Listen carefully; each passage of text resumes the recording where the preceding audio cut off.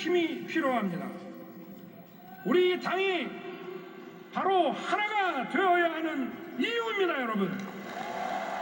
우리 국민의 힘은 저와 함께 대한민국의 미래를 책임지는 집권 여당입니다. 우리는 한 배를 탄 운명 공동체이고 우리는 하나입니다.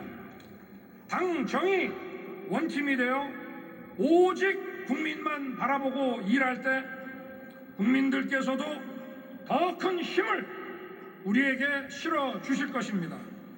이번 전당대회에서 앞으로 우리 당을 이끌어갈 새로운 당대표와 지도부가 선출됩니다. 저는 대통령이자 우리 당의 1호 당원으로서 우리 국민의 힘이 공감하는 민생 정당, 유능한 정책 정당으로 거듭날 수 있도록 강력히 뒷받침할 것입니다. 예, 물론 뭐 전당대회라는 특성도 있습니다만 대통령이 저렇게 그 힘을 실어서 연설하는 거 오랜만에 보는 것 같은데요.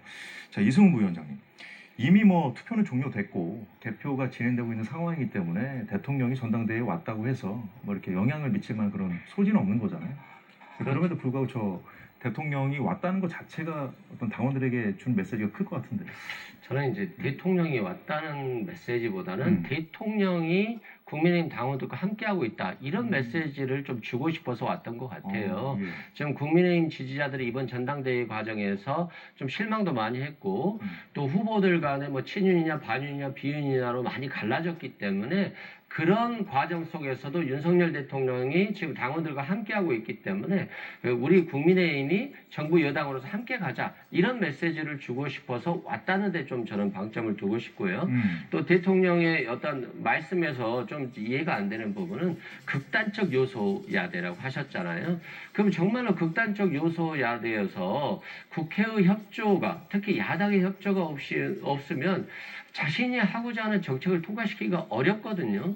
그렇다고 한다면 여야 협치를 해야 되고 통합의 메시지들이 좀 더 나와줬으면 좋았을 것 같은데 극단적 요소 야대니까 여당이 힘을 합치자.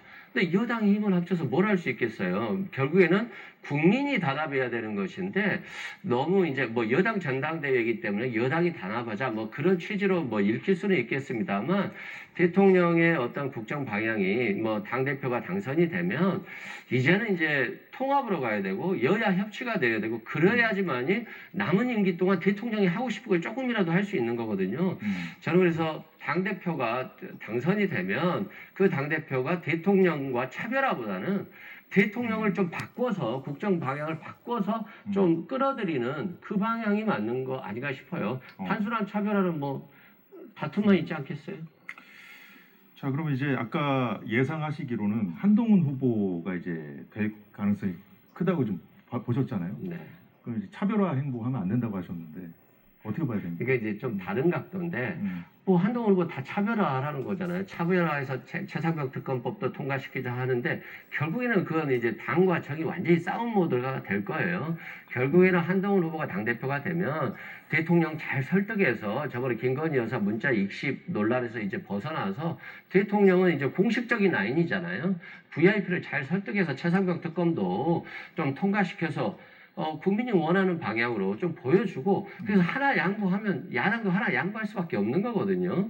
그러면 이제 뭐 한동훈 특검법, 김건희 특검법도 나왔을 때 어떤 방어 논리라든가 자신의 스탠스가 나오는 건데 대통령이 하나도 양보를 하지 않아 버리면 정말 당대표는 바보가 돼버리는 거거든요. 그래서 저는 좀 한동훈 후보가 만약에 당대표가 된다면 윤석열 대통령을 잘 설득해서 좀 국민 눈높이에 맞는 방향으로 좀 왔으면 좋겠다. 대통령이 방금 전에도 뭐 국민 하셨는데 지금 뭐 김건희 여사 3지대 3회 장소 소환 문제도 좀 국민의 눈높이에 맞지 않고 윤석열 대통령과 지금 이원석 총장과도 지금 갈등 관계가 되잖아요. 근데 이게 너무 윤석열 검찰총장 시절의 공정과 상식을 외치던 것과 너무 반대되는 정말 표리부동한 모습으로 국민들은 보여지고 있기 때문에 좀 대통령이 변화셔야 되고 만약에 당대표가 누가 됐든 간에 그 대통령을 그런 식으로 변화시킬 수 있도록 노력해야 된다. 그게 차기 당대표의 가장 큰 임무가 아닌가 싶습니다. 자, 송영훈 의원 의견도 쭉 들어보죠. 일단 그 대통령의 연설 어떻게 보셨는지. 일단 조금 전에 우리 이승훈 부위원장께서는 그 메시지에서 협치가 강조되지 않은 것이 좀 아쉽다라고 말씀을 하셨는데, 메시지라고 하는 건 이제 TPO, 타임 플레이스 오케이전이라고 그러죠. 그 시간, 그 장소, 또 상황이라고 하는 것이 있는 것이니까요. 지금 저 자리는 여당의 전당대회 자리고, 그렇기 때문에 이제 당정의 화합, 또 당의 단합 이런 걸 중점적으로 말씀을 하셨을 것이고요. 그 여야 협치에 관해서는 지금 국회 개원식도 연기돼가지고 대통령은 개원 연설 못 하고 있지 않습니까? 만약에 개원 연설을 앞으로 하게 된다면 또 그런 자리에서 강조하실 기회가 있을 거라고 생각이 됩니다. 그리고 그 대통령의 지금 전당대회 연설을 보면 예. 한 배를 탄 운명 공동체라는 네. 표현이 있고, 또 1호 당원으로서 당을 강력하게 뒷받침한다고 있고요. 네. 또 당과 저는 지금까지 하나였고 앞으로도 하나일 것이다. 뭐 이런 내용들이 있습니다. 원팀이라는 표현도 좀 기억에 그렇습니다. 그리고 또 단결과 통합의 새 역사를 여는 자리다, 이런 표현도 있고요. 그러니까 굉장히 연설 전반에 걸쳐서 통합이 강조가 되어 있습니다. 예. 이번 전당대회 과정에서 뭐 여러 가지 그 네거티브로 인한 그 우려가 많지 않았습니까? 뭐 대통령실에서도 관여는 할 수 없었지만 이런 걸 다 익히 보고 계셨을 것이고, 그렇기 때문에 이 전당대회 연설을 통해서 당의 단합, 나아가서 새 지도부가 선출된 이후에 당정의 또 화합과 단결 이런 것까지 아울러서 강조를 한 것이다, 이렇게 보여집니다. 앞서 이승훈 부위원장이 이제 여러 말씀 주셨는데, 이 극단적 여소야대라는 발언에 관련해서도 좀 의견을 주셨고요. 이 대통령의 변화가 먼저 필요하고, 먼저 대통령이 양보를 해야 야당도 양보할 수 있다는 취지의 말씀하셨어요. 반론하시겠습니까? 그 사실은 여야 영수회담을 지난번에 했지 않습니까? 그리고 영수회담 이후에 이제 1호 그 협치의 결과물로서 이태원 특별법을 통과를 시켰습니다. 그때까지만 해도 뭔가 협치의 새로운 물꼬가 트일 것으로 기대를 했는데, 그 뒤에 지금 야당이 계속 특검법들을 발의를 하고 제2요구 될 수밖에 없는 종류의 특검법들을 통과를 시키고, 그다음에 우리 헌정사상 전대미문에 그 대통령 탄핵 청원 청문회라는 걸 하고 있지 않습니까? 그 헌법적 법률적 근거가 대단히 의심스러움에도 불구하고 지난주 금요일에 개최를 했고 이번 주 금요일에 또 한다고 합니다. 이런 상황이 되니 사실 대통령으로서는 108대 190이라는 의석수 자체도 분명히 극단적이지만 예. 그 야당의 공격 일변도의 그런 의회 독주가 지나치기 때문에 이런 표현을 하셨을 거라고 생각이 되고요. 야당이 정말로 협치를 원한다면은 이런 그 탄핵소추 발의도 못하면서 탄핵 청원이라는 명목으로 그 근거가 불명확한 청문회를 여는 이런 행태부터 좀 중단해야 되지 않을까 하는 생각이 듭니다. 그 입법 그 청원을 근거로 한 이제 청문회가 이제 열리는 것은 초유의 상황이잖아요, 어떻게 보면.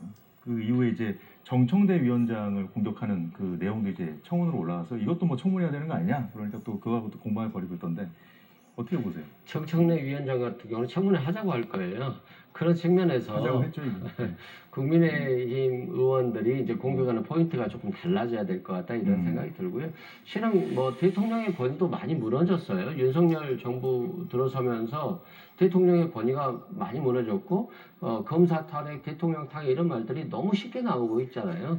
그런 측면에서 저는 국회도 이제 권위가 좀 많이 떨어지고 있다. 결국에는 다 같이 노력을 해야 되는 건데, 윤석열 정부가 성공을 하려고 한다면 야당 없이 할 수 있을까요? 야당에게 굉장히 열심히 잘해야 되지 않을까요? 뭐 야당 너희들 영수회담 이후에 뭐 잘하지 않으니까 너희들이랑 협치 안 하겠다라고 하면 결국에는 윤석열 정부, 윤석열 대통령만 손해 아니겠습니까?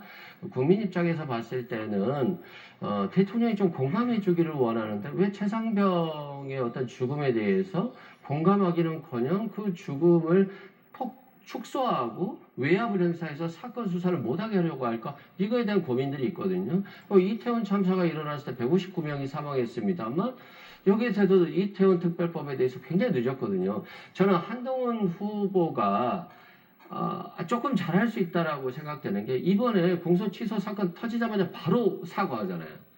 그래서 사과가 굉장히 빠르다. 근데 우리 대통령이나 김건희 여사는 사과가 항상 느려요. 그리고 김건희 여사 소환도 4년 7개월 있다가 했잖아요. 빨리 했더라면 문제가 커지지 않았을 건데, 이를 계속 키워서 허미로 막을 거 가래로 막는다고, 요즘에는 가래로도 못 막게 생겼잖아요. 그런 식으로 이 협치라고 하는 것은 절박해야 되는 것이지, 야당 너희들이 뭐 탄핵 얘기하고 이러니까 나 안 해 라고 할 수는 없는 문제고, 그만큼 국민의 민생이 힘들어요. 절박해요. 국민들 되는 게 없다라고 생각하고 있기 때문에 너무 윤석열 정부나 여당이 너무 안일한 거 아닌가, 좀 절박해야 된다, 이런 생각이 듭니다. 예, 그 부분에 대해서는 뭐 송경훈 의원도 하실 말씀이 많을 것 같은데 지금 일단은 지금 주신 말씀 중에 그 김건희 여사 관련해서 그 대응 문제 있지 않습니까? 여당 내 기류가 좀 여러 가지인 것 같습니다. 뭐냐면